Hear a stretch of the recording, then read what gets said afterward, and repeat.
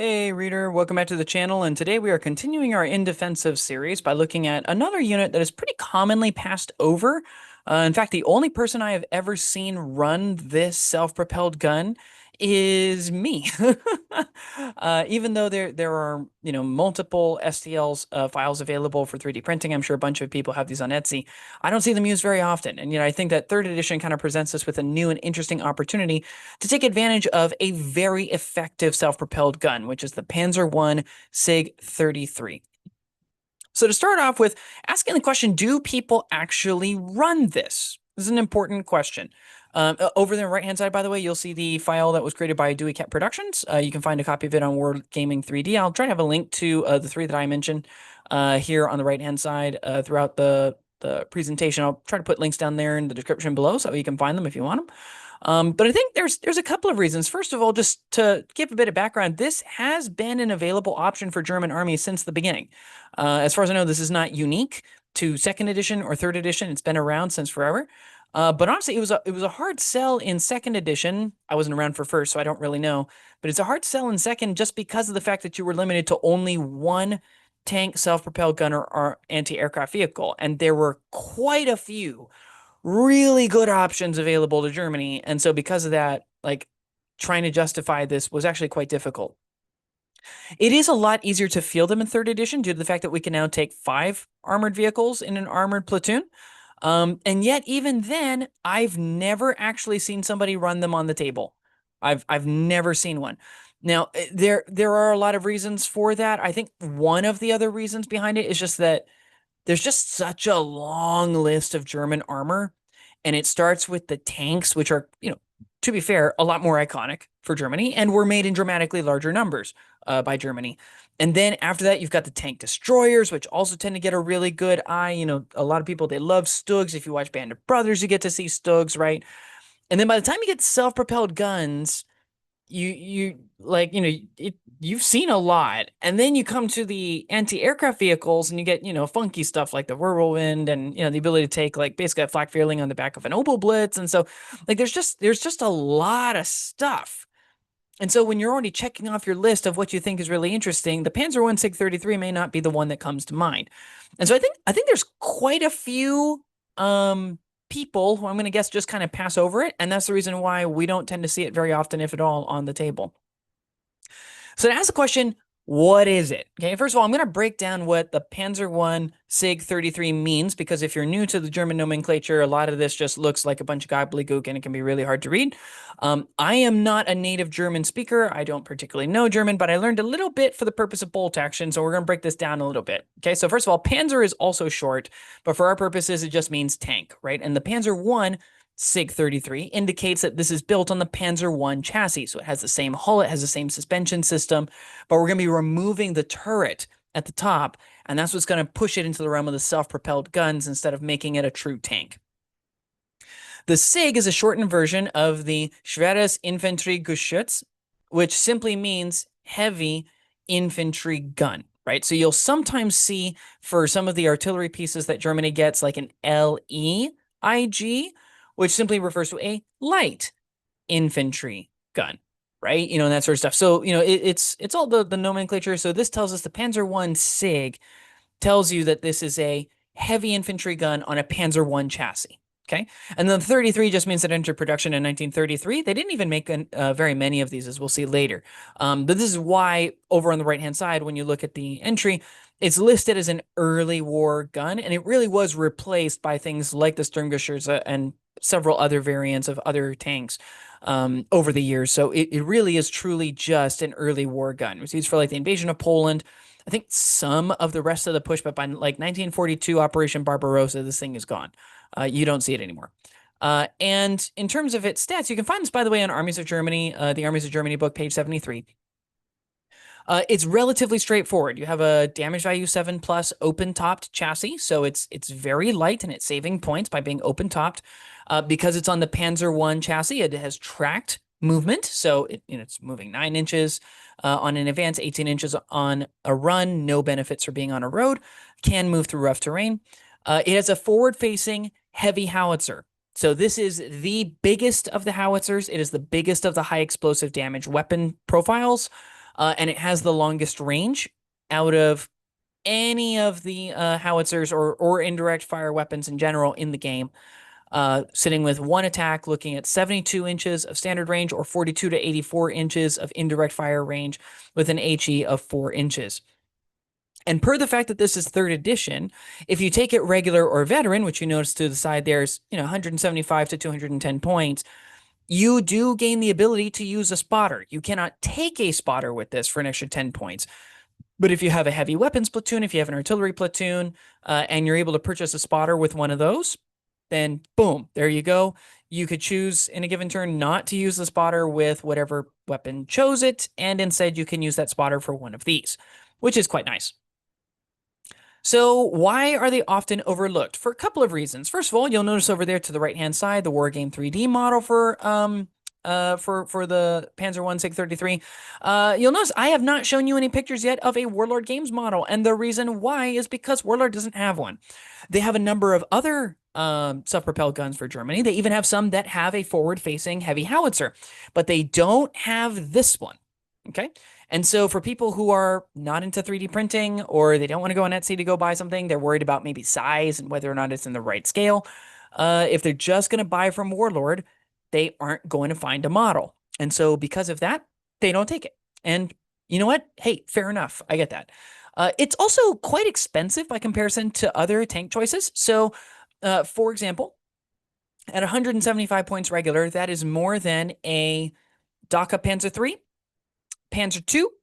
It is more expensive even than, obviously, other Panzer Is, but I mean, even other Panzer IVs, like, you're getting a damage value 9 chassis at that point.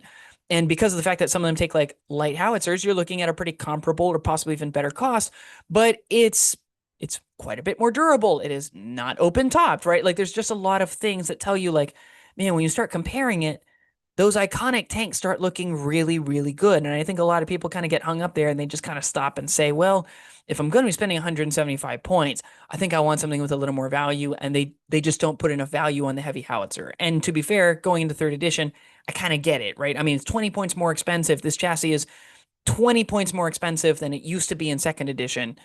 And like some games are being played at more points than second edition. But you just got to wonder, hey, in a world where other things that were really big came down in cost, why would you want to take one of these? And hey, fair enough.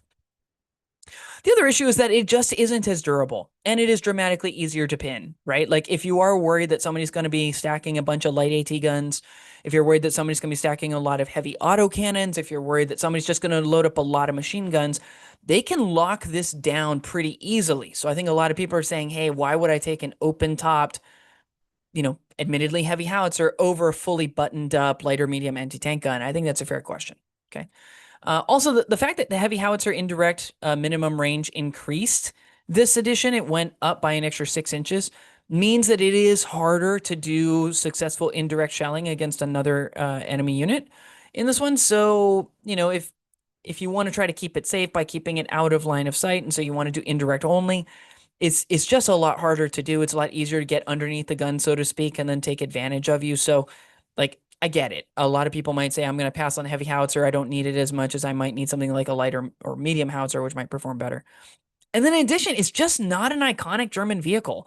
Only 38 of them were ever made, as far as I know. So it's not like everybody's seen one of these and they were just like, oh, that thing's so cool. It's literally a heavy howitzer traditional field gun that is planted on a Panzer I chassis and the wheels are locked down. Like that's literally what this is. And you can kind of see that from the Wargame 3D model over here. They literally just wanted a gun that could transport heavy artillery faster to keep up with their tank cores, and they wanted that artillery support. So they just effectively strapped it onto a Panzer I chassis and told it to move, right? It's literally that. So toward that end, like it is cool. In my opinion, it's very cool looking, but it is not the kind of vehicle that most people know when they start getting ready to play the game. So looking at it offensively, what are you getting? Over there on the right-hand side, you have the Kulain Miniatures model. This is arguably the most detailed out of all the models, and they actually have 3 variations that you can use, which is kind of fun. But those do exist. I haven't purchased this model, so I can't tell you how well it prints. I own both of the others, both the Dewey Cat model and the Wargame 3D model. They print great. I assume that this one does too. But there it is over to the right-hand side in case you want to take a look. What do you got offensively? First of all, this is fantastic against camping units. If you're fighting against artillery, other self-propelled guns, or team weapons, this thing will perform just fine because if you want to indirect fire against them, you probably can. Because you just make sure when you start seeing them go down, you deploy this guy last and you put it on a very far side of the board opposite that can still give you that line of sight that you need, or take advantage of a spotter later and just start shelling these things because none of these tools want to have to move if they can avoid it.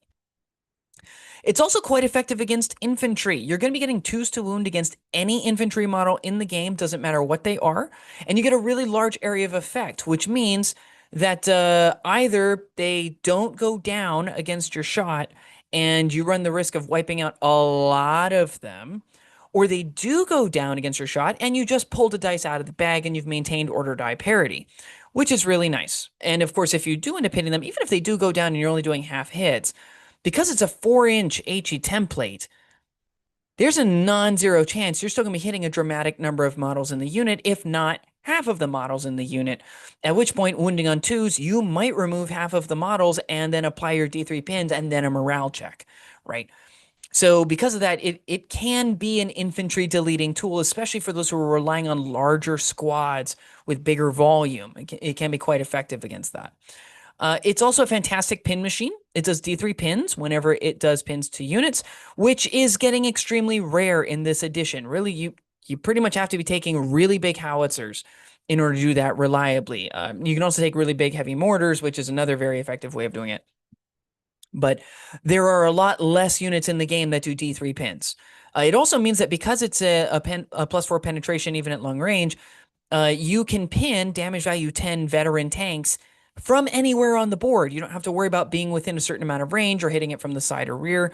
And you can even pin damage value 11 veteran tanks from the side or rear, which a mobile self-propelled gun can do, which is quite nice. So if you do end up running into guys who want to run a veteran tank spam, they're planning on just, well, you can't lock me down, you can't even pin me, so because of that, I'm going to walk through your army. Like, if somebody's going that route, this is actually a pretty decent way on a budget, only 175 points to counter that. For a lot of these larger tanks, you can field 2 of these for the same cost as 1 of theirs. And as long as you're really clever about getting cover, you might actually not take much in return from that tank for your troubles. You also don't suffer the pen -1 at long range, as we mentioned earlier, which means that HE 4-inch template is providing you with a reliable pen +4, which a lot of things in the game actually have difficulty doing, making sure that if you were planning on being able to do damage at a certain level, that you're able to do it at all ranges. And then finally, when you put them on ambush, specifically, this thing can just wreck people. Not only are you getting that 4+ to hit with no modifiers, probably, 5s, I guess, if you have pins, right? When you're looking at the ambush. But in addition to that, you can plan it so they don't get a cover save. So damage that you do, hits that you do, is actually going to do something to the target that you're against, which is really nice. So offensively, it's really good. Obviously, what makes it as cheap as it is the fact that you're trading a lot of defensive capability. So you're looking at a damage value of 7+. It's open topped. Assuming that you can keep it behind cover, which you should always be doing, it is mediocre, right? If you can have heavy cover, a solid stone wall, or, you put it so that way you're, being blocked by a building or a ruin and, half or more of the vehicle is being obscured from sight, a 4+ is going to do a good job of taking care of you. You are going to be pretty defensible against most things shooting at you because most things that can damage you reliably are only going to be rolling with 1 dice, which means if they hit, which is a certain percentage off, 50-50 chance that it's going to hit the cover instead. That's a pretty good odds, right? And, it's as good as you're going to get. Obviously, watch out for those M3 Lees that might be rolling 2 anti-tank guns. And if they're really clever, they're just going to fire at you instead of advancing against you. So 3s to hit means there's a good chance that both of them are going to hit. One of them is going to get past the cover, and then they actually have a pretty good chance of doing some damage to you. So, do be careful. But even then, they do still have to actually wound you, right? So as far as you can go, it's not horrible. It's not great. There's a reason why a lot of people, if they want, artillery support on self-propelled gun chassis, are going to go for something that's fully buttoned up damage value 9 with some sort of a stug, right? Or something like that instead. But it is passable, okay, in terms of its defense, as long as you can keep that cover on you. You're not particularly mobile, to be honest. It's an 18-inch move redeploy if you want to take a full run, 9-inch move and shoot if you want to do that. If you did get doubled movement on roads, that would be better, but you don't. So, it does mean you do have to be a little more careful with deployment when you're putting it down. We'll talk about that next. And so, yeah, you're sacrificing your resilience for budget firepower. Okay, which, to be honest, as long as you can keep yourself pretty safe from those big guns, there are ways with morale bubbles and stuff like that to be able to work around taking pins from things like machine guns. So in terms of utility options, what do you offer? Not much, because it isn't really built around keywords. As you notice, it doesn't have any special rules other than the open top special rule. But it does provide you with exceptional board control.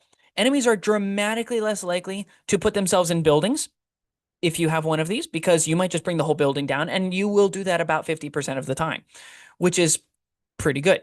It also shuts down movement lanes on ambush. So, as soon as you put that thing on ambush, people are not going to be moving closer to you. Right? They are going to maintain a healthy distance, or they're going to try to find another way around, right? Before they end up trying to cross your path. So that is quite useful. It is also going to deter people from just camping on objectives. They might have to advance and move around on objectives because you have the capability of indirect firing against them. You also have the ability to, if you're looking at the objective, if they want to move toward a specific part of the objective, maybe to escape your mortars, they might risk coming into range of you instead. And then you might take a shot at them when they're not in cover. So because of that, like this does have a special utility again in objective missions. It can be a little harder to make it work in just straight kill point missions, and it is not the kind of thing you want careening down the battlefield if you are trying to, get across to the other side of the board or get off a board edge, okay? Because this thing can be quite fragile. It can, however, also be a form of heavy cover for infantry. And there are two ways you can do this. Obviously, because it's an armored carrier, it's damage value 7+, it is static heavy cover for anything that's shooting past it. And so because of that, you can line your men up behind it if you want to, just to make sure that they get a decent bit of cover. The alternative option, though, that you can do, which is kind of nice, is you can also run men, if they're a small enough squad, to the side of this, because as you'll notice, it is relatively tall.